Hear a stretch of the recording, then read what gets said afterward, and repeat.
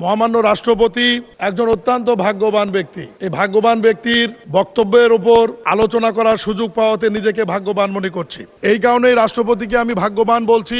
মহামান্য রাষ্ট্রপতি এই প্রথম একজন রাষ্ট্রপতি যিনি তিনটি সরকারের শপথ দিয়েছেন। প্রথমত বিনা ভোটে নির্বাচিত একটি সরকারের উনি শপথ দিয়েছেন। দ্বিতীয়ত সংবিধানে নাই কিন্তু আন্দোলনের মাধ্যমে একটি অন্তর্বর্তীকালীন সরকার এসেছে ডক্টর মোহাম্মদ ইউনূসের নেতৃত্বে, সেই অন্তর্বর্তীকালীন সরকারের উনি শপথ দিয়েছেন। সর্বশেষ জনগণের ভোটে অবাধ, সুষ্ঠু, নিরপেক্ষ নির্বাচনের মাধ্যমে নির্বাচিত মানুষের বহু আকাঙ্ক্ষিত একটি সরকার, যেটি মাননীয় প্রধানমন্ত্রী জনাব তারেক রহমানের নেতৃত্বে গঠিত হয়েছে, সেই সরকারের উনি শপথ দিয়েছেন। মাননীয় স্পিকার, আজকের এই সংসদটি একটি অনন্য বৈশিষ্ট্যর সংসদ, যে সংসদে 219 জন নতুন সংসদ সদস্য।